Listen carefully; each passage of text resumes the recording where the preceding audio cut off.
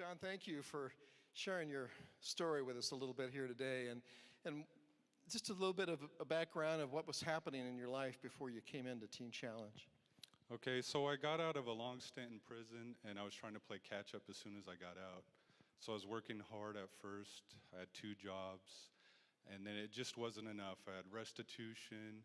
I had to go to see my probation officer. I had all these meetings. I had no car, and I was really stressed out. So I started slowly turning to smoking methamphetamines, and then not long after that, starting to inject it. And after a while, I got to a point where I was so confused and had no more foundation and nowhere to turn to that I was considering going back to my old ways of robbing, thievery, and I had 2 strikes. So I was kind of at one point the Lord restrained me, and then at another point He was calling me back in this.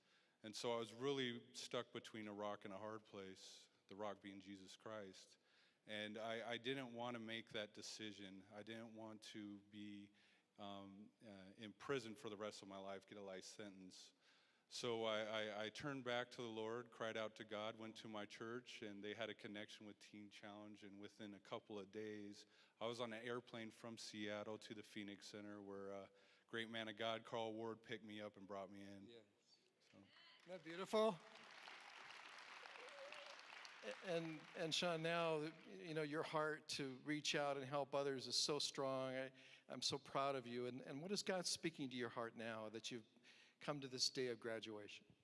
Right. So I kind of look at it as, I thought about this the other day. So yeah, I came to Teen Challenge because I had a drug addiction and needed a place to seek the Lord again, clean up. But also, it's a place that it's discipled me, and it's actually a place that is raising me up to my calling and purpose. And I really have a heart for people that have come from where I've come from. And I just see many of the guys and the young ladies that, you know, there's like this Teen Challenge DNA that, you know, it's one where we've been through so much. Yeah.